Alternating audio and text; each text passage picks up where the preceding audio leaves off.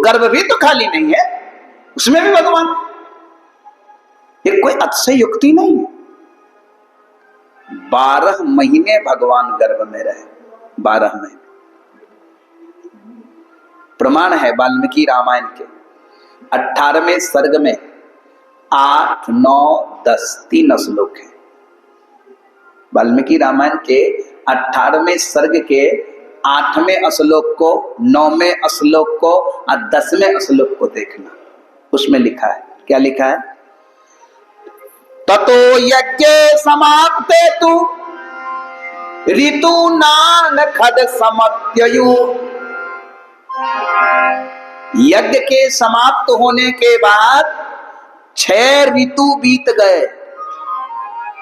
एक ऋतु में कितने महीने होते हैं? 2। एक ऋतु में 2 महीने, तो 6 ऋतु में कितने महीने? 12। लिखा है 8वां श्लोक है 18वें सर्ग का, पहले 8वां को देखना। लिखा है ततो यज्ञ समाप्ते तु ऋतूनान खड समत्ययुः ततश्च द्वादशो मासे। स्पष्ट लिखा है ततश्च द्वादशो मासे चैत्रे नवमिके तिथो। 12 महीने जब बीता तब चैत्र की शुक्ल पक्ष की 9वीं तिथि आई। 12 महीने। यज्ञ किस महीने में हुई थी? बैसाख में। यज्ञ किस महीने में हुई थी? बैसाख में। यज्ञ हुई बैसाख में, तब ना 12 महीने हुए चैत्र में। बैसाख के अंतर्गत यज्ञ हुई और यज्ञ के 6 ऋतु बीतने के बाद 12 महीने के बाद चैत्रे नवमिके तिथौ, चैत्र मास की 9वीं तिथि है। 8वां श्लोक है। अब 9वां श्लोक क्या कहता है? नक्षत्रे अदिति दैवत्ये स्वस्थान स्थिते सुपंचसु अग्रहे सुकर्कटे लग्ने। लग्न क्या था? कर्क। नक्षत्र क्या था? पुनर्वसु। नक्षत्र कौन था? पुनर्वसु। लग्न क्या था? कर्क। और राम जी जब जन्म लिए तो स्व स्थितेषु, स्व उच्च स्थितेषु पंचसु, 5 ग्रह उनके उच्च स्थान में थे। 5 ग्रह उनकी जन्म कुंडली में उच्च स्थान में बैठे थे। उच्च मतलब ज्योतिष का सिद्धांत है, प्रत्येक ग्रह अपने से 7वें घर में उच्च होता है और अपने से 7वें घर में नीच होता है। जैसे मेष का सूर्य अगर उच्च होगा तो तुला में सूर्य नीच हो जाएगा। ज्योतिष की पढ़ाई होती है, ज्योतिष में बताया जाता है उच्च अवस्था में जो ग्रह होते हैं वो बड़े बलवान होते हैं। किसी व्यक्ति की जन्म कुंडली में अगर 3 से अधिक ग्रह उच्च है तो वो साधारण मानव नहीं, वह निश्चित रूप से विशेष प्रतिभा का धनी।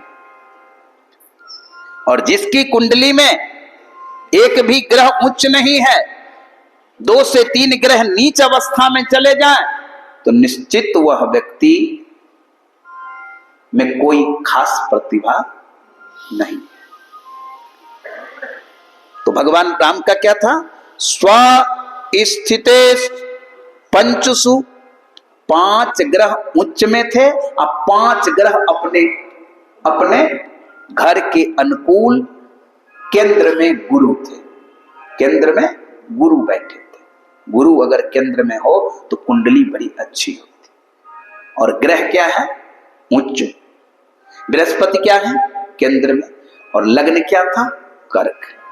ग्रह कर्कटु लग्नेश, कर्क लग्न था।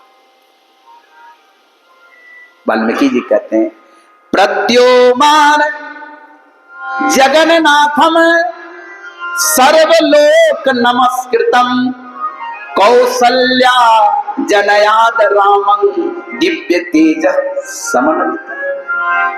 वाल्मीकि जी ने कहा प्रद्यमाने जगन्नाथं ऐसे जगन्नाथ को मैं नमस्कार करता हूँ। सर्वलोक नमस्कृतम, जो सबके लिए वंदनीय पूजनीय है। कौसल्या जनयाद रामं, कौसल्या ने जिस राम को जन्म दिया, दिव्य तेज समन्वितम, वो दिव्य तेज से संपन्न था। बोलो सियावर रामचंद्र की जय। तो 12 महीने में भगवान का जन्म होता। और तुलसीदास जी क्या लिखते कि नवमी तिथि मधुमास पुनीता, नवमी तिथि मधुमास पुनीता,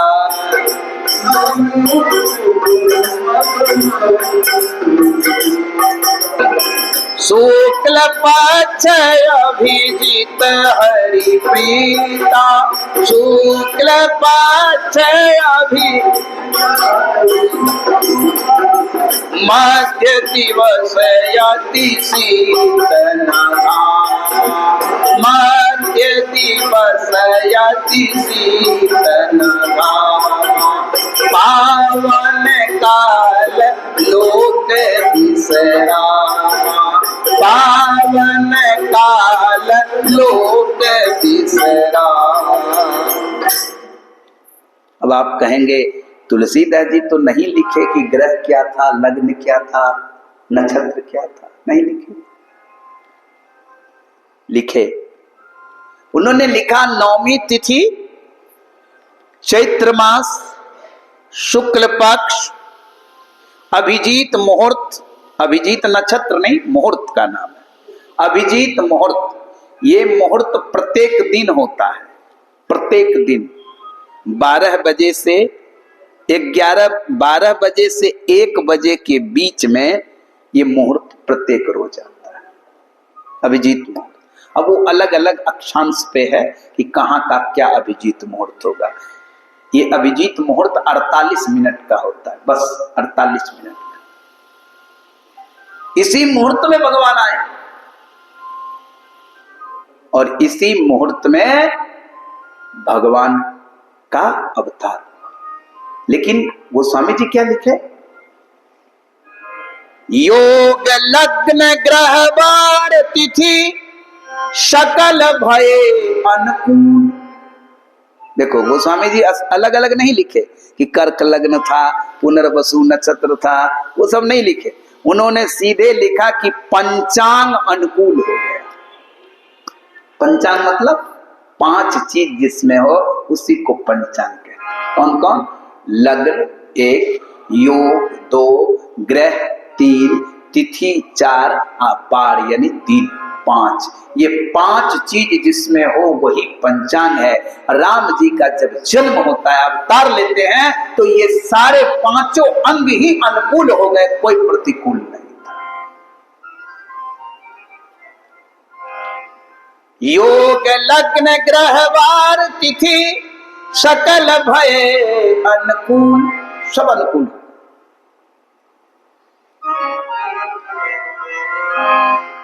सब अनुकूल हुआ, तब भगवान का अवतार हुआ। नवमी तिथि, मधुमास, अभिजीत मुहूर्त और 12 बजे दिन, मध्य दिवस में। मध्य दिवस अति शीत न घामा, न विशेष गर्मी है न विशेष सर्दी है, समशीतोष्ण वातावरण है। एक आदमी ने पूछा कि ये बताइए कि भगवान चैत्र में क्यों आए, किसी और महीने में आते? हम बोले तुम मंत्री बन जाओगे तो एसी गाड़ी में चलोगे कि नॉन एसी? कहा नहीं, एसी में चलूंगा। अरे मंत्री बनूंगा तो एसी में चलूंगा, नॉन एसी में कैसे चलूंगा? कहा तो जब तुम मंत्री बनते हो तो एसी में चलते हो, नॉन एसी में नहीं। तो भगवान जो अवतार लिए तो वो नॉन एसी में कैसे आते? वो तो परमात्मा है भाई।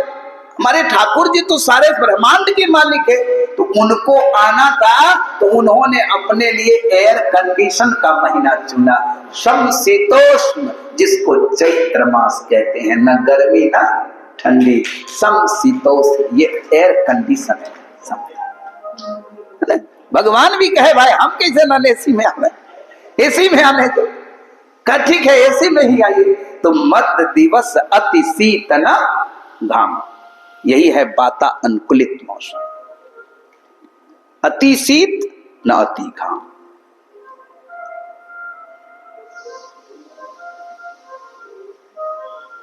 हमारी आपकी एसी उनके एसी के सामने फेल हो जाता है, हमारा आपका फ्रिज उनके फ्रिज के सामने फेल हो जाता है। अभी पता चलेगा कि अभी इच्छा होगी उनकी तो तुरंत बर्फ बरसा देंगे, पता चलेगा फ्रीजर समय हो गया है। आपका फ्रिज काम नहीं करेगा, आपका फ्रिज तभी काम करेगा जब बिजली रहेगी, नहीं रहेगी तो फ्रिज चुपचाप पड़ा है ना। हाँ, उनके फ्रिज को बिजली की जरूरत नहीं, उनके एसी को बिजली की जरूरत नहीं है, वो सीधे आ जाए। तो मध्य दिवस अति शीतल घामा, अपावन काल लोक विश्राम। सब लोग विश्राम में है, पावन काल है, उस समय में भगवान का प्राकट्य होता है। ठाकुर जी पधार रहे हैं। भय प्रकट कृपाला दीन दयाला, कौसल्या हितकारी, हर्षित महतारी, मुनि मनहारी, अद्भुत रूप निहारी। लोचन अभिरामा, तन घन श्यामा, निज आयुध भुज चारी। भूषण बन माला, नयन विशाला, शोभा सिंधु खरारी। कह दुई कर जोरी, अस्तुत तोरी, यही विधि करहु अनंता। माया गुण ज्ञानातीत, वेद पुराण भनंता।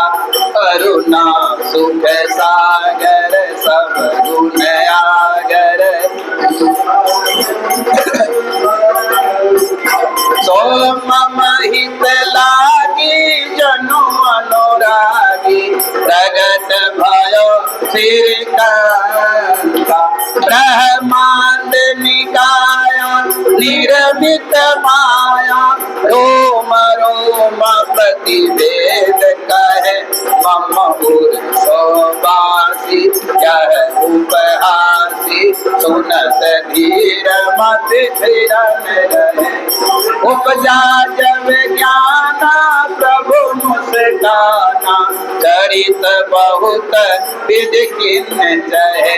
कही कथा सुनाई, मात बुझाई, यही प्रकार सुत प्रेम रहे।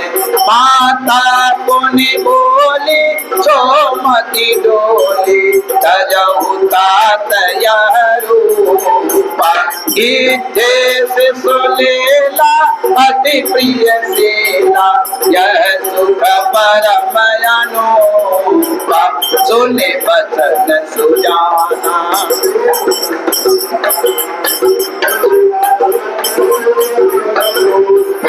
यह चरित जो गावई, हरि पद पावई, तेन परई भव कूपा। यह चरित जो गावई, हरि पद पावई, तेन परई भव कूपा। विप्रधेनु सुर संत हित, लीन मनुज अवतार। निज इच्छा निर्मित तना, श्री माया गुण गोपाल।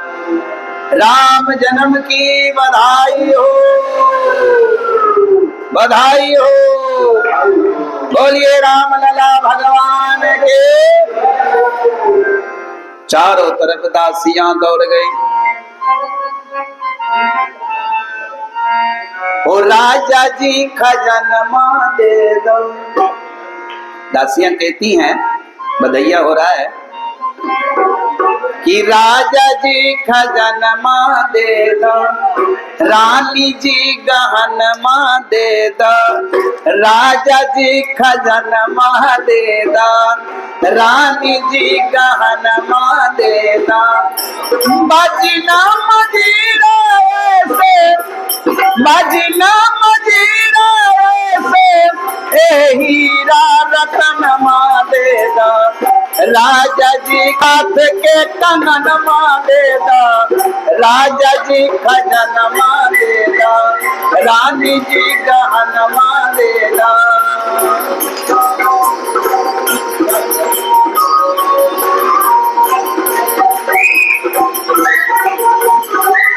बधाई हो।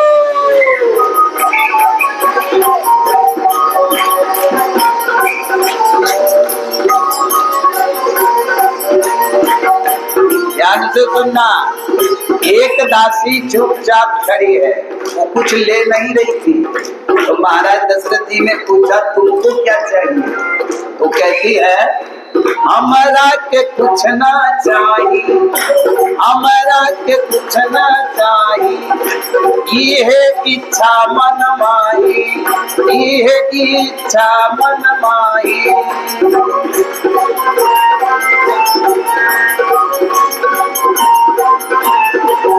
सखी कहती है हमरा के कुछ न चाहिए, ये इच्छा मन माही। दशरथ जी बोले कुछ तो चाहिए।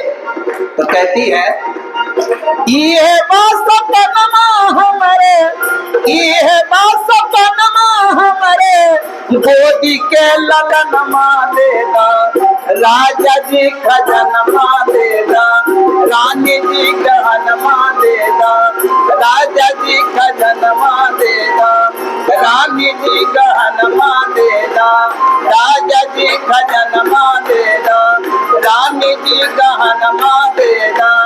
ये विचार हमारे हीरा रतनमा देगा, राजा जी खजनमा देगा, रानी जी गहनमा देगा, राजा जी खजनमा देगा, रानी जी गहनमा देगा, राजा जी खजनमा देगा, रानी जी गहनमा देगा, राजा जी खजनमा देगा, रानी जी गहनमा देगा। बोलिए सियावर रामचंद्र के जय सिया राम। राम जन्म की बधाई हो।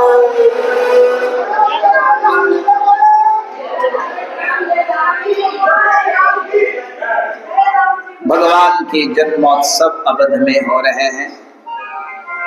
जन्मे राम रघुरैया, अवध में बाजे बधैया, जन्मे राम रघुरैया, अवध में बाजे बधैया, जन्मे राम रघुरैया, अवध में बाजे बधैया, जन्मे राम रघुरैया, अवध में बाजे बधैया।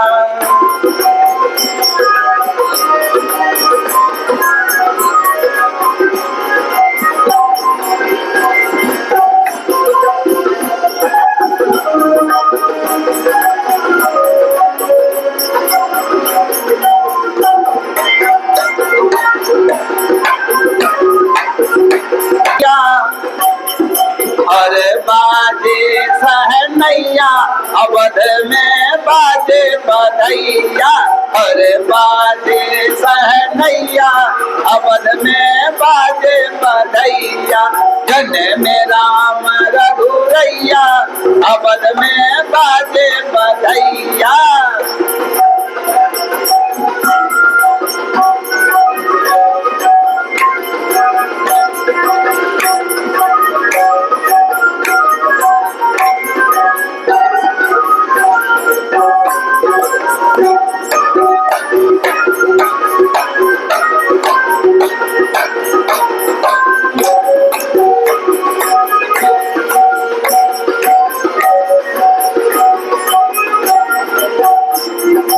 अवध के गलियन में धूम मची है, अवध की गलियों में अयोध्या में धूम मच रहा है। कहते हैं अवध के गलियों में धूम मची है, अवध के गलियों में नाचत सब तता थैया, नाचत सब तता थैया, अवध में बाजे बधैया, सब तता थैया अवध में। जन्म राम रघुरैया अवध में बाजे बधैया, जन्म राम रघुरैया अवध में।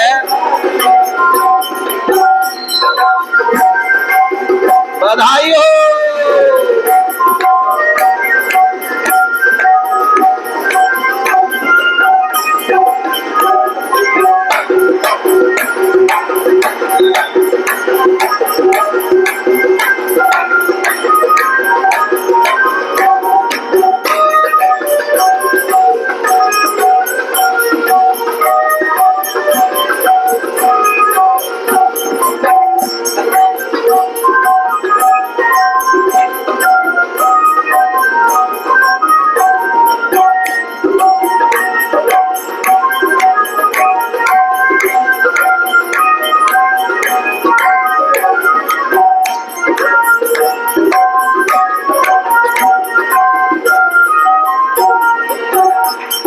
दशरथ लुटावे धेनु गैया, दशरथ लुटावे,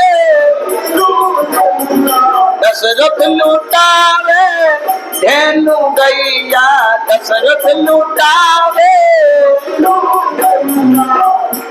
कौशल्या लुटावे रुपैया, कौशल्या लुटावे रुपैया, अवध में बाजे बधैया, कौशल्या लुटावे रुपैया, अवध में बाजे बधैया।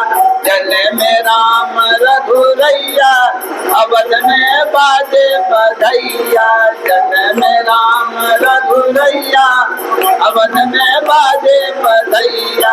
जन्म लियो रघुरैया अवध में बाजे बधैया, जन्म लियो रघुरैया अवध में, जन्म लियो रघुरैया अवध में बाजे बधैया, जन्म लियो रघुरैया अवध में बाजे बधैया, बाजे बधैया, बाजे बधैया, बाजे बधैया।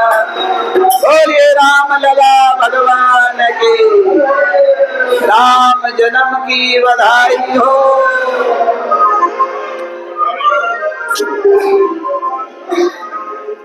भगवान का प्राकट्य होता है, ध्यान से सन्यास का माहौल हो गया, प्रसन्नता छा गई।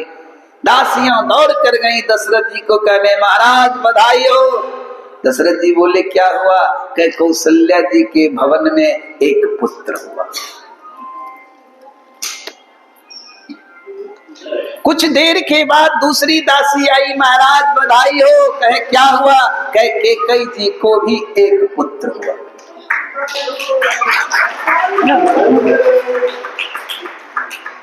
कुछ समय के बाद फिर एक दासी आई, महाराज अब तो और बधाई हो। कहे क्या? कहे सुमित्रा जी को 2 पुत्र हुआ।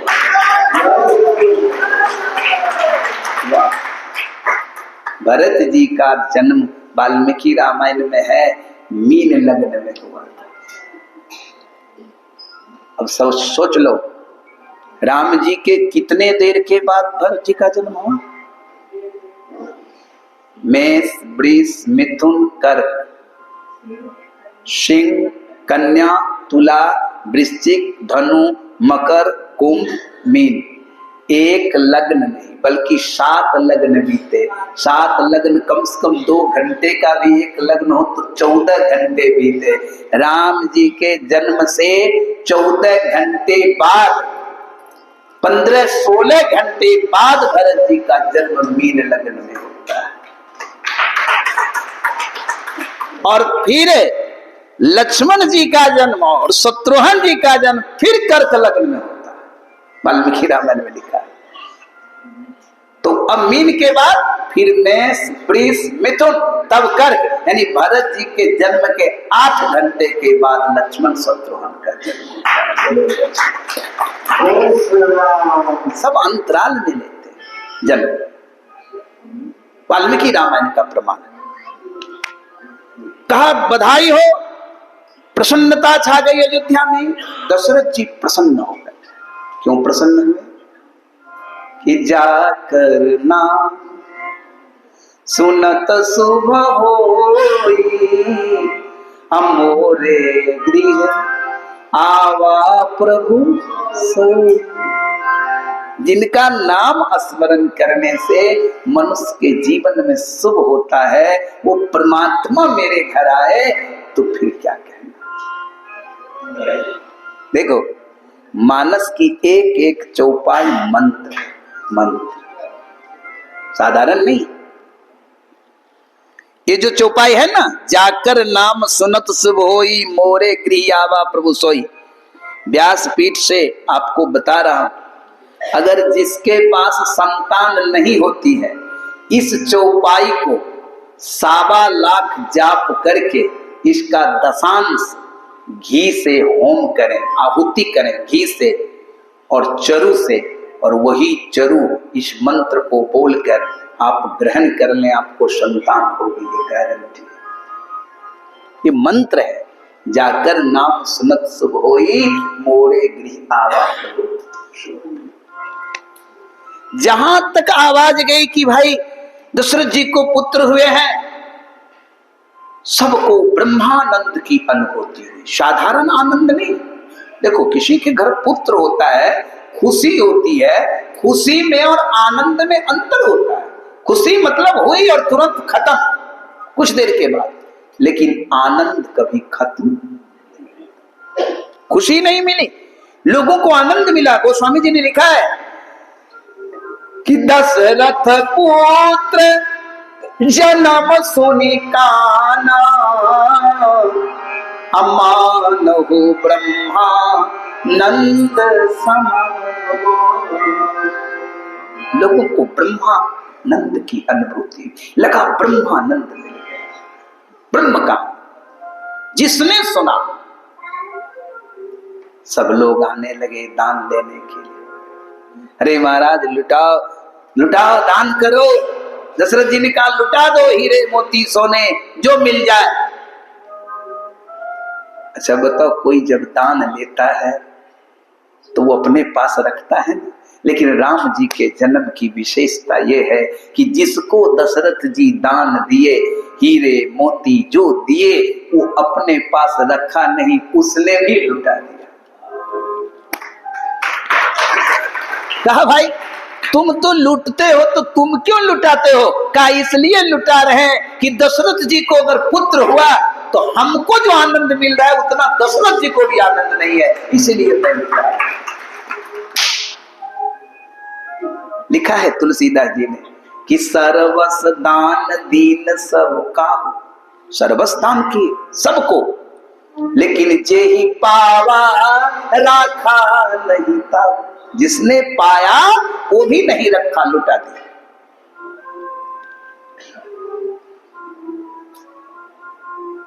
ऐसा उत्सव भगवान राम के जन्म का है।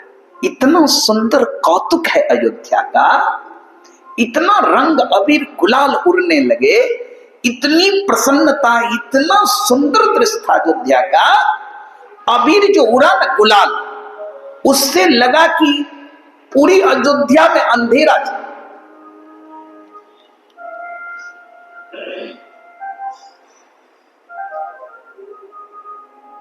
अवधपुरी सोहई यही भांति, प्रभु ही मिलन आई जन राती। तुलसीदास जी ने लिखा है, इतना सुंदर अवध सजा था, इतना सुंदर ढंग से अबीर गुलाल उड़ रहा था, प्रसन्नता थी कि लगा जैसे भगवान राम से मिलने के लिए रात्रि आई है। रात्रि आई, बोली प्रभु दिन में अवतार लेकर दिन का कल्याण कर दिए, हम हमको? बोले तुमको द्वापर में सजा देंगे, चिंता नहीं। दिन में आए हैं ना, तो तुमको द्वापर में रात का ही महत्व होगा। ये बात थोड़ी कि तुम्हारा महत्व नहीं है। इस अवतार में दिन को प्रशंसा मतलब सम्मानित किए, दिन को जस दिए, तो उसमें रात्रि में आ जाए। हो गया ना? दुखी ना हो, दुख न कर जाओ।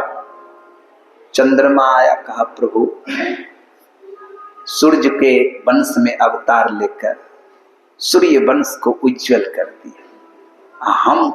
हमको क्यों भूल गए? भगवान राम के अवतार न सूर्य वंश में लिए, हमारा नाम लिखाएगा तो रामचंद्र। पहले राम हमसे जुड़े तो तुम्हारा नाम चंद्र, तो राम चंद्र। राम सूर्य कोई कहता है? रामचंद्र। बोले जाओ चिंता न कर, तुम्हारे वंश में द्वापर में आएंगे। तो द्वापर में आए चंद्रवंशी। सर्वस्व लुटा दिए दशरथ जी। वशिष्ठ जी को निमंत्रण भेजे कि आकर के बच्चों को देखिए। परिवार के सहित वशिष्ठ जी आए और चारों बालक को देखे, प्रसन्न हो गए, भगवान को प्रणाम किए। वशिष्ठ जी इसी दिन के लिए तो ठहरे हुए थे। वशिष्ठ जी ब्रह्मा के मानस पुत्र है।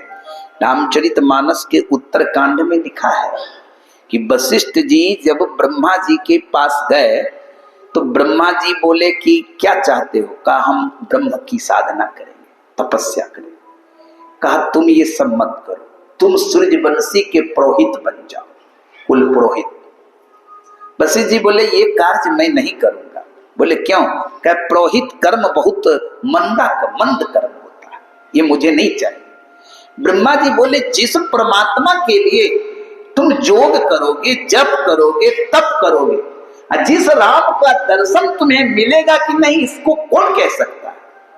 लेकिन वो राम उस वंश में स्वयं अवतार लेंगे और तुमको दर्शन देंगे, उनकी सेवा का अवसर मिलेगा।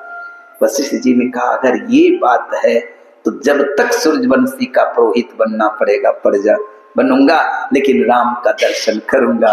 वशिष्ठ जी उसी समय की प्रतीक्षा कर रहे थे। देखे राम का अवतार हो गया, प्रसन्न हो गए। चलो मुझे सफलता मिल गई। बोलो श्री राम लला भगवान। वशिष्ठ जी इसीलिए रुके थे। इतना सुंदर कौतुक है अयोध्या का।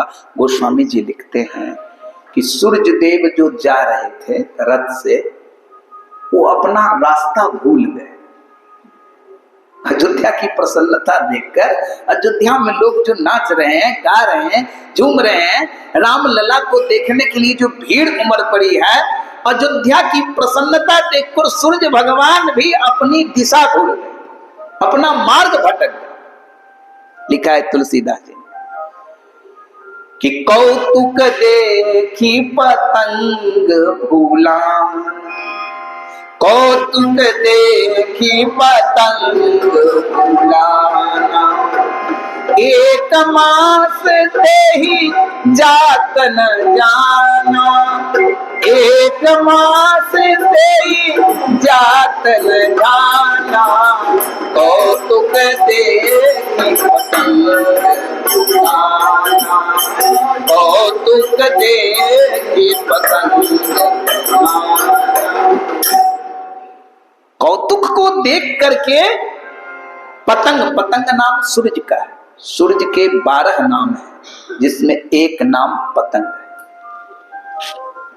सूर्य देव ये भूल गए कि हमको जाना कहां है।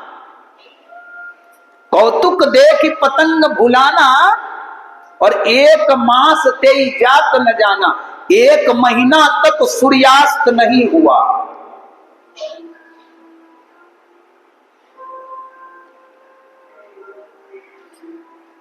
सनराइज ही रहा, सनसेट नहीं हुआ है।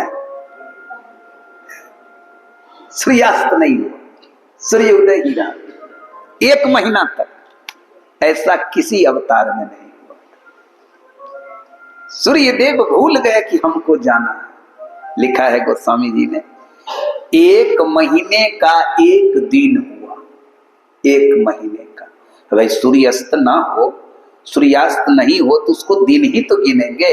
1 महीने तक सूर्यास्त अयोध्या में नहीं हुआ, क्या संसार में नहीं हुआ? 1 महीने तक सूर्य उदय ही रह गया, 1 महीने का 1 दिन हुआ, ये राम जन्म की विशेषता है। राम जी जो आए तो सूर्य देव रुके क्यों? उनको 2 तरह की बात हुई। एक तो सूर्य देव कौतुक देखकर भूल गए, और दूसरा प्रसन्न हो गए भगवान की छवि देखकर। राम जी की छवि जो देखने लगे ना, प्रभु मेरे वंश में पधारे, दिनकर वंश में। तो राम जी की छवि जो देखने लगे ना सूर्य देव, तो छवि देखने में भूल गए, 1 महीना तक अस्ताचल गए, अयोध्या में ठहरे रहे। लिखा है मानस में एक दोहा में, मास दिवस कर दिवस भा, मारा मन जाना को, रथ समेत रवि था के, निशा कवल विधि हो। रामचरित मानस ग्राम में गिरा है। क्या है? ग्राम में गिरा, मतलब ग्रामीण भाषा। रामचरित मानस में कई भाषाओं का सम्मिश्रण है, कई भाषाओं का, मराठी, गुजराती, पंजाबी, बंगाली, मैथिली, अवधी, सब भाषा, उर्दू, सब भाषाओं का सम्मिश्रण। यहां बंगला भाषा का एक वर्ड लिया, एक शब्द गोस्वामी जी ने। क्या लिखा है? रथ समेत रवि थाकेयु। बंगला भाषा में थाकेयु मतलब रुकना होता है, ठहरना। आज भी बंगाल में कहते हैं, ओ दादा आज रात के थाकेयु, मतलब हम आज यहाँ रुकेंगे। थाकेयु मतलब ठहरना। तो बंगला भाषा का एक शब्द है थाकेयु। सूर्य भगवान रथ के सहित ठहर गए, रुक गए। कुछ लोग थाकेयु मतलब समझते हैं थकना, परेशान होना। नहीं, थाकेयु मतलब रुकना, ठहरना होता है। 1 महीने तक अयोध्या में रुक गए सूर्य भगवान। जब 1 महीना बीत गया, तब भगवान राम देखे कि ये तो बरसों बीत जाएगा, ये अयोध्या में रह जाए, तो फिर रात नहीं होगी। तब भगवान राम संकेत किए कि आपको जाना भी है क्या? तब सूर्य भगवान को याद आया, अरे सूर्य देव सोचे, अरे 1 महीना बीत गया, पता ही नहीं चला कि 1 महीना बीता कैसे, अनुभव नहीं। ये राम जी के जन्म की प्रसन्नता का मान। तब सूर्य देव गए, मास दिवस कर दिवस मरम न जाना। तुलसीदास जी भगवान शंकर कहते हैं पार्वती से कि पार्वती एक और गुप्त बात तुमको बताते हैं, चोरी की बात। हमने चोरी की, रामावतार। कहा आप क्या चुराए? तो महादेव कहते हैं, और एक कहूं मैं चोरी, सुनो गिरजा अति दृढ़ मति तोरी। और एक कहूं मैं चोरी, सुनो गिरजा अति दृढ़ मति तोरी। हे पार्वती, एक चोरी हमने की, वो तुमको बता रहे हैं, गुप्त बात है। बोले क्या? कहे हम और कागभूषुंड दोनों मनुष्य रूप में तब तक अयोध्या में घूमते रहे जब तक भगवान ने बाल लीला की, इसको किसी ने नहीं जाना। तब तक हम मनुष्य रूप में अयोध्या में घूमते रहे, किसी ने नहीं जाना बाल रूप में। प्रसंग है, जब राम जी का अवतार हुआ तो पार्वती जी पूछी कैसे आप गए अयोध्या? तो महादेव बोले जब राम जी का अवतार हुआ तो मैं कागभूषुंड जी के पास पहुंचा। कागभूषुंड जी ने कहा प्रभु कुछ आदेश है? महादेव बोले चलो न, राम जी अवतार लिए हैं, देखें प्रभु। बोले चलिए। तो कहे ऐसे कैसे चले? आप गुरु बनिए, हम चेला बनते। तो महादेव बन गए शंकर दत्त। काकभूषुंड जी का नाम रख दिए भूसुंडाचार्य। बोले चलो, दोनों गुरु चेला बने गए। अयोध्या पहुंचे, देखे लोग बड़े प्रसन्न हैं। तो काकभूषुंड जी ने कहा, प्रभु महल तक कैसे पहुंचेंगे, बाल रूप का दर्शन कैसे होगा? तो शंकर जी बोले एक काम करो। कह क्या? कह हम इस सरजुग के किनारे बैठते हैं, तुम तो मेरा चेला, तो तुम थोड़ा प्रचार कर दो कि ये बाबा भूत भविष्य वर्तमान बताते हैं। बस मेरे पास लोग आने लगेंगे, हम सबका भूत भविष्य वर्तमान बताने लगेंगे। जैसे बताएंगे ये प्रचार शुरू हो जाएगा। ये प्रचार जैसे दशरथ जी के कानों में जाएगा, वो कौशल्या जी पहले हम ही को बुलाएंगे, कहेगी मेरे बच्चे का हाथ देख का रेखा देख दो, और उसी बहाने ठाकुर जी का दर्शन हो जाएगा। शंकर जी ने कहा ठीक कहा, चलो। दोनों पहुंच गए सरजू के किनारे। शंकर जी स्नान किए, काकभूषुंड जी को बोले अब प्रचार तो तुम ही न करोगे, प्रचार करो। काकभूषुंड जी देखे 2-4 महिला माताएं सब स्नान कर रही हैं। उनको जाके कहा माता जी कुछ जानना भी है भविष्य के बारे में। कहे कहा कोई बता रहे क्या? कहे ये जो बाबा बैठे हैं ना, ये भूत भविष्य वर्तमान जानते हैं, तीनों काल की बात जानते हैं। सभी लोग आने लगे, बाबा हमको जरा बताओ। तो भाई महादेवे जब हैं, उनके पास तो सबके जीवन का लेखा जोखा सब तो पता है, किसी से कुछ छिपा तो किसी का कुछ है नहीं। महादेव सबको बताने लगे, तुम्हारे पास 4 लड़के, तुम्हारे पास 4 बच्चे, तुम्हारे पास ये मकान, तुम्हारे पास ये, तुम्हारा ये नाम, तुम्हारे पिता का ये नाम, सब बताने लगे।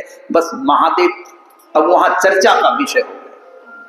पूरी अयोध्या में शोर मच गया, हल्ला हो गया, प्रचार हो गया कि भाई एक बहुत बड़े ज्योतिषाचार्य आए हैं जो भूत भविष्य वर्तमान बताते हैं और सरजू के किनारे बैठे हैं। दशरथ जी के कानों में आवाज गई, कौशल्या जी को पता चला। कौशल्या जी तुरंत एक सेवक को भेजी, महाराज को बुला।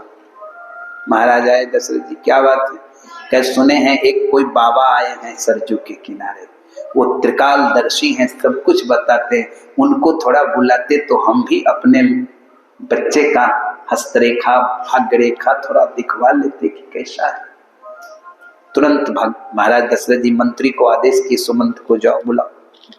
सुमंत गए, महाराज आप ही भूत भविष्य वर्तमान बताते हो? शंकर जी बोले हाँ मैं ही बताता हूँ। कहे तो चलिए। कहे चलो। काकभूषुंड जी को बोले तुम भी चलो। सुमंत जी ने कहा ये कौन है? कहा ये मेरा चेला है। कहा अच्छा चेला तो युवक है, आप बुजुर्ग हो? कहा हाँ चेला है, हम गुरु। चलो चल दी। जब सब गेट पार कर गए, सभी दरवाजे से निकल गए, अब अंतःपुर में जाना है। पहले राजा महाराजाओं के समय में नियम होता था, अंतःपुर में किसी को प्रवेश करना मना होता, निषेध। अंतःपुर कहा जाता था उसको, पुराणों में चर्चा है अंतःपुर की। अंतःपुर मतलब जहां केवल राजा जा सकते हैं और रानियां रह सकती हैं, दूसरा कोई नहीं। तो राम जी को लेकर, बाल भगवान को लेकर कौशल्या जी अंतःपुर में, तो अंतःपुर जाने के लिए जब आदेश किया कि अंतःपुर जाइए, तो मुख्य जो द्वार पर सैनिक खड़े थे उन्होंने रोका। कहा महाराज अंतःपुर में आप जा सकते हैं क्योंकि आप बुजुर्ग हैं, ये आपका चेला युवक है, ये नहीं जा सकता। चलो। काकभूषुंड जी कह लीजिए इतनी मेहनत करके आपको लाए, आप पास हो गए, हमको ठहरा दिया, हम नहीं आवेंगे क्या? महादेव बोले सुनो उसको भी आने दो। सैनिक बोला नहीं, इसके लिए महाराज दशरथ से आदेश लेना पड़ेगा। अंतःपुर में कोई युवा वर्ग का लोग नहीं जा सकता, युवा नहीं जा सकता, आप जाइए महाराज। काकभूषुंड जी उदास हो गए, महादेव चले गए। कौशल्या जी बोली महाराज मेरे बच्चे का थोड़ा हाथ भाग्य रेखा सब देखिए। कहे क्या देखें माता? सब काम आपका सैनिक बिगाड़ दिया। कहे क्या? कहे मैं बूढ़ा हो गया हूं, मुझे दिखाई कम पड़ता है, दिखाई कम देता है, आंख में रोशनी कम है। मेरा एक चेला है, वो देखकर बताएगा तब हम उस पर भविष्यवाणी करेंगे। और उसको रोक दिया सैनिक, बोला अंतःपुर में नहीं जा सकता। कौशल्या जी बोली कौन सैनिक है? सैनिक को आदेश कीजिए कि उनको आने दिया जाए। तुरंत एक दासी आई, उसको रोको मत, जाने दो। सैनिक का किसका आदेश है? का कौशल्या जी का। बस हटा दिए, बोले जाइए। काकभूषण जी पहुंचे, प्रभु कोई उपाय लगा के बुला तो लिए। हाँ अब क्या करें? अब बस हस्तरेखा देखने की बात है। भगवान राम कौशल्या जी की गोद में है और काकभूषण जी खड़े हैं, महादेव खड़े हैं। महादेव बोले कि मैया तुम अपने लल्ला को मेरी गोद में दो, तब मैं देखूंगा उसके ललाट को, उसके रेखा को, उसके लक्षण को, कौन उंगली बड़ी है कौन छोटी है, सब देखना पड़ता है। भगवान समझ गए कि गोद में लेकर चाहते हैं कि चरण को माथे से लगा लें, बहुत बुद्धि लगा रहे हैं।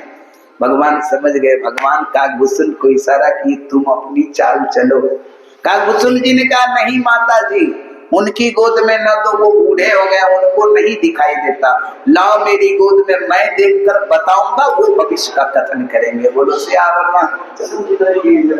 काकभूषण जी ने गोद में लिया भगवान को, आपने माथे से चरण लगा के और देखने लगे रेखा और बताने लगे। महादेव बोले यहाँ तुम जीत गए, मैं हार गया, तुमको तो बेकार में उधर पास दिलवा कर लाया, यहाँ मुझे ही दूर कर दिया प्रभु से। भगवान इस तरह दर्शन दिए। काकभूषण जी और महादेव प्रसन्न हुए राम जी को देखकर। कहते हैं भगवान शिव कि ये चरित्र कोई नहीं जानता देवी, ये चरित्र वही जानेगा जिस पे राम जी की कृपा हो। बड़ा गुप्त चरित्र है। ये चोरी मैंने की और मैं भी देखा। इस तरह भगवान के जन्म उत्सव मनाए गए। समय आने पर दशरथ जी ने वशिष्ठ जी को निमंत्रण दिया कि नामकरण शुभ अवसर जानी, नामकरण का समय आ गया, नाम रख दीजिए। वशिष्ठ जी आते हैं, नामकरण संस्कार करते हैं। तो सबसे पहले कहते हैं कौशल्या जी के पुत्र का नामकरण। उन्होंने कहा दशरथ जी से कि राजन, ये जो कौशल्या जी के पुत्र हैं, इनके अनेक नाम, इनके नाम अनेक अनुपा, इनके नाम अनेक अनुपा, मैं निरपताप स्वामति अनुरूपा, मैं निरपताप स्वामति अनुरूपा, जो आनंद सिंधु सुखराशि, जो आनंद सिंधु सुखराशि, सीकर तेरे त्रयलोक सुपासी, सीकर तेरे त्रयलोक सुपासी। इनके अनेक नाम हैं, इनके नाम का कोई अंत नहीं है। फिर भी स्वमति, वशिष्ठ जी कहते हैं मैं निरपकहब स्वमति अनुरूपा, मैं अपने स्वमति के अनुरूप इनका नाम रखता हूं, रम धातु से राम। बोलो राम लला भगवान। रमन्ते योगिनो अस्मिन् राम, जो योगियों के हृदय में रमन करे उसी को राम कहते हैं। रावणो मरणं ध्रुवस्य राम, जो रावण की मृत्यु के कारण हो उन्हें राम कहते हैं। इसलिए इनका नाम मैं राम रखता हूं। जो सभी सुख के खान और आनंद के सिंधु, जिनकी कृपा से सभी जीव सुख और आनंद को प्राप्त करते हैं। सो सुख धाम राम यस नाम। इसलिए ये सुख के धाम होंगे, इनका नाम राम रखा जाता है। केकई जी का एक पुत्र है। वशिष्ठ जी ने कहा कि राजन, केकई के जो प्रथम केकई के जो पुत्र हैं उसका नाम मैं भरणी धातु से संबंधित भरत रखता। भरणी धातु से संबंधित भरत रखता। भरतेत इति भरता, भरतेत इति भरता। जो रिक्त स्थान को भरना जाने उसी को भरत कहते हैं। जो भरण पोषण करना जाने उसी को भरत कहते हैं। विश्व भरण पोषण कर जोई, अताकर नाम भरत असन। बोले सुमित्रा के दो पुत्र हैं, जिसमें सुमित्रा के बड़े पुत्र जो लक्ष्मण हैं, जो हैं उनका नाम मैं लक्ष्मण रखता हूं, जो सभी लक्षण के धाम है। लक्ष्मण का अर्थ होता है जिसमें लखने की क्षमता, परखने की क्षमता। लक्ष्मण जी का एक नाम लखन भी है। रामचरितमानस में लक्ष्मण शब्द का प्रयोग बहुत कम हुआ, लेकिन लखन शब्द का प्रयोग ज्यादा हुआ। जिसमें लखने की क्षमता हो, जो पारखीय शक्ति रखता हो, दूसरे को परखे और सब लक्षण से संपन्न हो, उसी को लक्ष्मण कहते हैं। बोलो लक्ष्मण जी महाराज की जय। जो सारे जगत का आधार है। बोले सबसे छोटे जो सुमित्रा जी के पुत्र हैं, आपके सभी पुत्रों में सबसे छोटे, उनका नाम मैं शत्रुहंता यानी शत्रुघ्न रखता।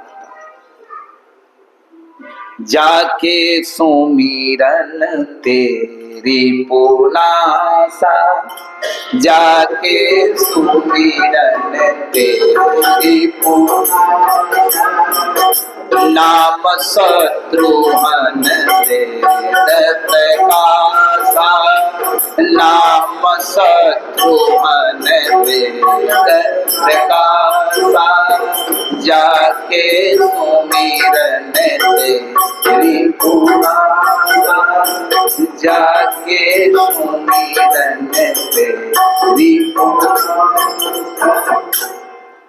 शत्रुघ्न जी का नाम क्या है? शत्रुहंता, यानी शत्रु को जो हनन करे, रिपु यानी दुश्मन का जो नाश करे, उनको कहते हैं शत्रुघ्न। अच्छा आप लोग बताइए, शत्रुघ्न कभी कोई बहुत भारी लड़ाई लड़ा? शत्रुघ्न ने किसी से युद्ध किया था? एक राक्षस से, लवणासुर से। शत्रुघ्न अपने जीवन में मात्र एक असुर का नाश किया, वध किया, उसका नाम था लवणासुर। रावण को मारते हैं राम जी, मेघनाद को मारते हैं लक्ष्मण जी, कुंभकर्ण को मारते हैं राघवेंद्र जी। भगवान राम बड़े बड़े राक्षसों को मारे राम, बड़े बड़े राक्षसों को मारते हैं लक्ष्मण। युद्ध में भाग लेते हैं राम लक्ष्मण। और शत्रुहंता नाम किसका है?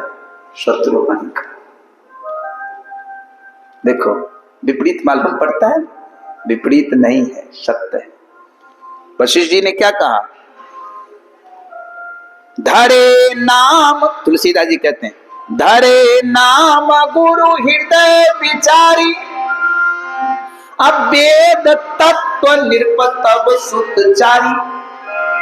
ये चारों पुत्र आपके चार वेद के तत्व। अब आप पता करो किस वेद का कौन तत्व है। पता किया कभी कि चारों भाई में कौन किस वेद का तत्व है? तुलसीदास जी लिखे ना, वेद तत्व निरप। वशिष्ठ जी ने कहा दशरथ जी से, वेद तत्व निरप तब सुतचारी। वेद कितने हैं? चार। अब पुत्र कितने हैं? चार। तत्व कितने हैं? चार।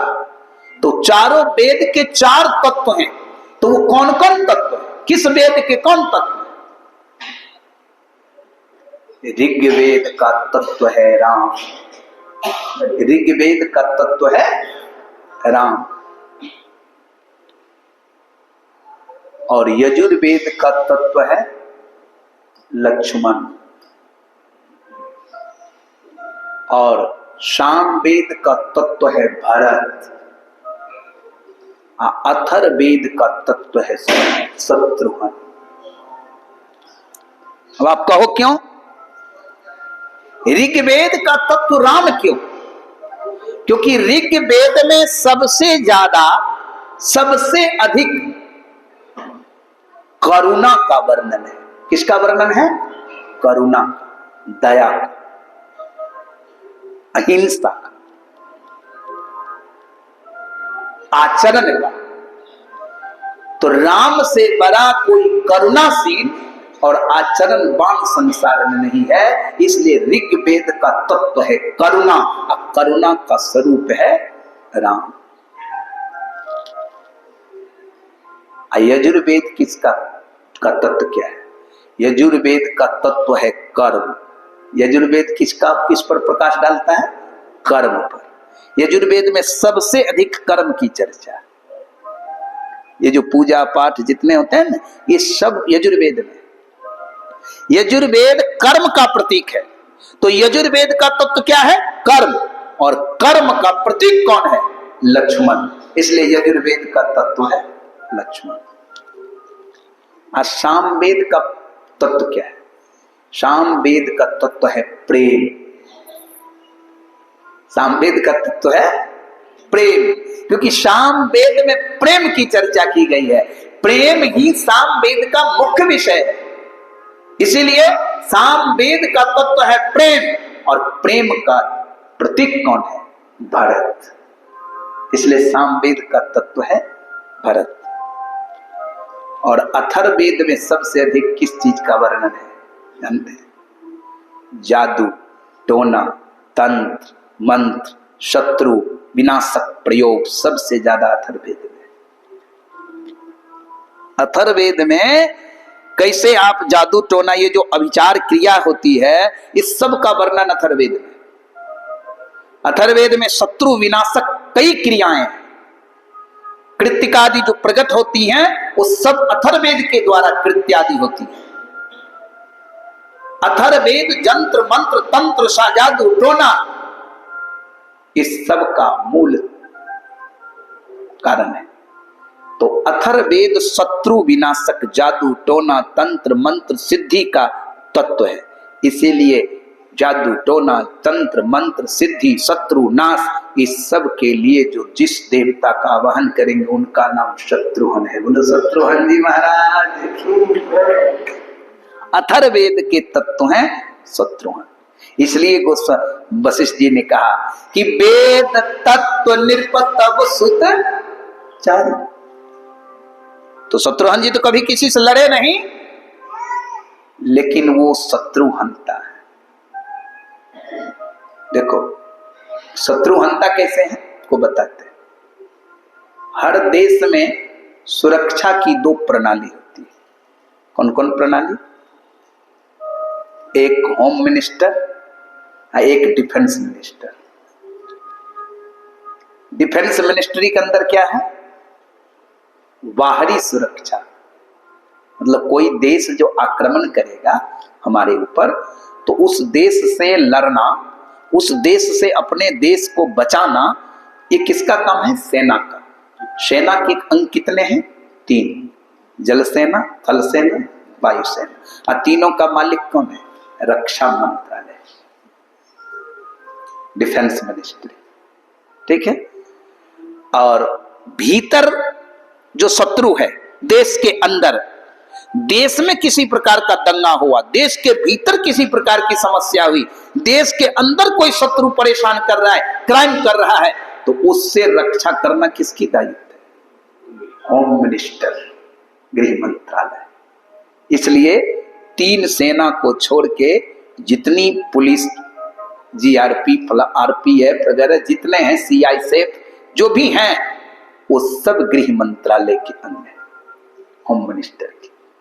तो राम जी हैं होम मिनिस्टर, ये अंदर के शत्रु का नाश करते। राम जी हैं डिफेंस मिनिस्टर, ये बाहर के शत्रु का नाश करते हैं। और शत्रुघ्न है होम मिनिस्टर, ये भीतर के शत्रु का नाश करते हैं। बोलो शत्रुघ्न जी महाराज की। बाहर के शत्रु से आपको खतरा नहीं है, लेकिन भीतर के शत्रु से सबसे अधिक खतरा है। क्योंकि आपके हृदय में अगर राम राज्य की स्थापना करनी है तो आपको पहले अपने भीतर के शत्रु को मारना होगा। वो शत्रु है काम, क्रोध, लोभ, मोह, मद, ईर्ष्या। और इस छबो शत्रु का नाश कौन करेगा? शत्रुघ्न।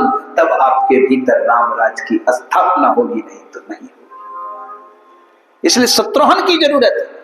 इसीलिए वशिष्ठ जी ने गुण के आधार पर नाम रखा।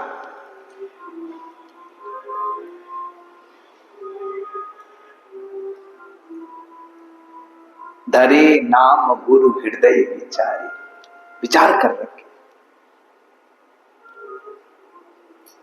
गुण के आधार पर नामकरण किया, इसलिए शत्रुघ्न अथर्ववेद का तत्व है। भीतर के शत्रु का दमन शत्रुघ्न ही करता है। इसलिए शत्रुघ्न की कृपा के बिना राम नहीं प्राप्त हो सकते। इसलिए शत्रुघ्न की आराधना जरूरी है। जाके सुमिरन तेरी पुनासा, नाम शत्रुघ्न वेद प्रकाशा। उनकी चर्चा वेदों में है, अथर्ववेदों में। बोलो श्री रामचंद्र की, राम लला भगवान की। चारों का नामकरण बालकों का करके वशिष्ठ जी चले गए। भगवान की बाल लीला शुरू हुई। गोस्वामी जी कहते हैं, कब हूं उछंग कब हूं बर पलना, कब हूं उछंग कब हूं बर पलना, कब हूं उछंग कब हूं बर पलना। माँ तू दुलारही कही प्रिय ललना, माँ तू दुलारही कही प्रिय ललना। कब हूँ उछंग कब हूँ पलना, कब हूँ उछंग कब हूँ पलना, कब हूँ उछंग कब हूँ पलना। कभी भगवान नीचे, कभी मैया नीचे रख देती है लल्ला को। राम जी नीचे कभी घुटने के बल पर चलने लगते, कभी उठाकर पालने पे दे देती हैं तो पालने पे झूलने लगते हैं, कभी गोद में लेकर के प्रेम से उनको दुलार करने लगती हैं, प्यार करने लगते हैं। कब हूं उछंग कब हूं बर पलना, अम्मा तो दुलार ही कहीं कहीं ललना। बहुत प्रेम कर रहे। बाल लीला शुरू हुई। एक रोज कौशल्या जी के मन में आया कि अपने इष्ट देव की पूजा कर ले। तो इष्ट देव की पूजा करने के लिए, स्नान करने के लिए कौशल्या जी को जाना था और इष्ट देव को भोग लगाने के लिए नैवेद्य तैयार की थी, प्रसाद, वो नीचे में रखा था। तो कौशल्या जी को लगा कहीं राम नीचे में रहा तो कभी कभी घुटने पे दौड़ने चलने लगता है, हो सकता है नैवेद्य प्रसाद को छू दे, खा जाए तो फिर जूठा हो जाएगा, तो इष्ट देव को कैसे भोग लगाएंगे। तो राम को पालने पर दे देते हैं, न वो नीचे रहेगा न किसी चीज को छुए। एक बार जननी अनवाए, अकरी श्रृंगार पलना को उठाए। एक बार शब्द फिर यहां आया। कौशल्या जी क्या की, राम जी को, राम लला को श्रृंगार कर दी। श्रृंगार, काजल लगा दी, टीका लगा दी, शुभ श्रृंगार कर दी। अब पालने पर, ऊंचाई पर पालना था, झूला था, उस पर दे दी। अब बोली लल्ला तू झूल, मैं स्नान करके इष्ट देव की पूजा कर। कौशल्या जी के कुल देवता कौन थे जानते हैं? दशरथ जी के कुल देवता का क्या नाम था? हर आदमी के कुल देवता अलग अलग होते हैं। सूर्यवंशी में दशरथ जी के कुल देवता का नाम था श्री रंगनाथ। क्या नाम था? श्री रंगनाथ। ये उनके कुल देवता। वृंदावन जाओगे रंगनाथ मंदिर है, अब वो कई जगह, तो रंगनाथ उनके कुल देवता है। अयोध्या जी में भी रंगनाथ मंदिर है, रंगनाथ उनके कुल देवता है। तो कुल देवता की पूजा के लिए वो स्नान करने जा रही हैं और राम जी को श्रृंगार करके करी श्रृंगार पलना पौ डाय, पलना पे दे दी कि नीचे तो उतरेगा नहीं क्योंकि अभी तो बच्चा है, घुटने पे चलता है, उतर तो सकेगा नहीं। चली गई कौशल्या जी। राम जी को लगा अरे राम राम, मैया लगता है उस जन्म में वरदान मांगी थी, पूर्व जन्म में, सोई गति सोई सुख सोई भक्ति सोई निज चरण सने, सोई विवेक सोई रहनी प्रभु, हम ही कृपा करी देव। लगता है भूल गए। ये तो इष्ट देव की पूजा करने जा रहे हैं। अब जब मैं स्वयं यहाँ हूं तो फिर इष्ट देव की क्या जरूरत है? राष्ट्रपति बैठा हो तो एसपी को कौन पूछे, डीएम को कौन पूछे? राष्ट्रपति जब आएंगे तो डीएम को मालूम होगा तो वो स्वयं अपनी व्यवस्था बना लेगा। डीएम को राष्ट्रपति को निमंत्रण दिए तो डीएम को देने की जरूरत नहीं है, वो तो खुद आएंगे। अभी हो जाए कि भाई प्रधानमंत्री मोदी जी हरिद्वार आएंगे तो हरिद्वार के एसपी को कहना पड़ेगा क्या? वो स्वयं पहुंच जाएगा तुरंत, चलो व्यवस्था बना, प्रधानमंत्री आए। तो भगवान आ गए तो इष्टदेव को कौन पूछे? लेकिन कौशल्या जी तो ये समझने को तैयार नहीं। वो गई स्नान करने, राम जी पलना से उतरे, अब पहुंच गए रंगदेव, रंगनाथ के सामने नैवेद्य रखा है। भगवान आए, रंगनाथ से पूछे क्या? रंगनाथ बोले प्रभु पहले आप पालो तब कुछ मिलेगा तो पा लेंगे। राम जी पाने लगे, चलो मैं पहले शुरू कर दूं। पाने लगे। कौशल्या जी स्नान करके आई, देखी अरे अरे राम राम, तो अनर्थ हो गया। अब कौशल्या जी को लगा कि ये नैवेद्य खा कैसे रहा, ये उतना ऊंचा पालना है उससे उतरा कैसे? कौशल्या जी आवाज लगाई दासी को, कोई है? कोई थी नहीं। कौशल्या जी को आश्चर्य लगा, दौड़ कर गई पालने पे देखने के, तो देखी पालने पे राम लला झूल रहे, श्रृंगार किए। अब फिर दौड़कर आई यहां तो देखती हैं खा रहे। फिर दौड़कर गई वहां तो खेल रहे, झूल रहे। अब कौशल्या जी की मति काम नहीं की। यहां उहां दुई बालक देखा, दोनों जगह एक ही काल में एक ही समय में राम को देख रही है। आश्चर्य हुआ, ये कैसे हो सकता है?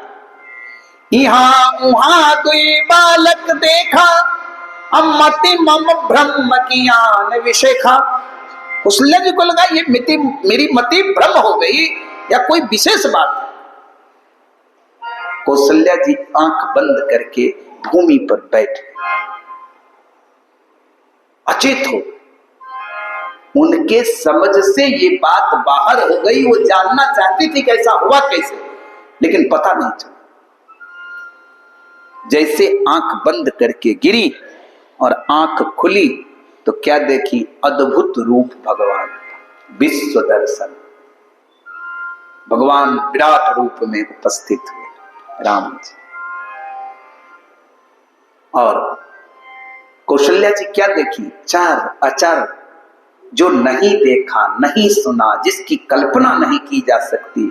जिस इष्ट देव के लिए वो स्नान करने गई, वो इष्ट देव भगवान विराट रूप में जब प्रकट हुए राम जी, तो देखे कि वो उनके पैर के नाखून में चिपके। करोड़ों ब्रह्मा करोड़ों विष्णु, जो नहीं देखा नहीं सुना, कल्पना नहीं की, वो सब देखे। कौशल्या जी विस्मित हो गए। विस्मित देखी राम महतारी, बहुर भयउ शिशु रूप खड़ा। गोस्वामी जी कहते हैं विस्मय देख राम महतारी, राम जी ने देखा कि माता विस्मय हो गई हैं, व्याकुल हो गई हैं, अब इनकी बुद्धि काम नहीं कर रही है। तब राम जी क्या किए, बहुर भयउ शिशु रूप खरारी, फिर से भगवान राम शिशु रूप में आ। कौशल्या जी कहती हैं बार बार स्तुति करही, कहीं विनय कर जोर, अब कब हूँ नहीं व्यापही, प्रभु माया मोहित।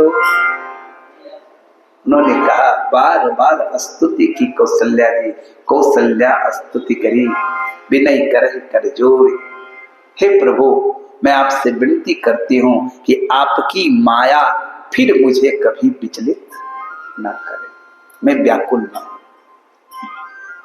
विनती की, भगवान फिर शिशु रूप में आ गए। कौशल्या जी विश्व दर्शन कर ली। तब उनको जो पूर्व में वरदान मांगी थी स्मरण आया, सोई विवेक सोई रहन, वही विवेक वही रहन वही सहन सब। इस प्रकार भगवान अपनी बाल लीला में विराट रूप का दर्शन माता जी को कराए। बोलो श्री राम लला भगवान की जय, जय जय सीता। आज यहाँ हम प्रसंग को विराम देंगे राम कथा में, और इससे आगे फिर प्रातः के सत्र में कल चौथे दिन, राम कथा के चौथे दिन आप 7वें सत्र प्रातःकालीन सत्र में सुनेंगे। इससे आगे जो राम जी की कथा है, राम कथा का वर्णन है, वो स्वामी जी ने किया है। भगवान शिव पार्वती के बीच जो हुआ संवाद, उसको आप कल फिर इससे आगे सुनेंगे। कल फिर सुबह में पधारेंगे सुबह के सत्र में। बोलो जय सिया राम।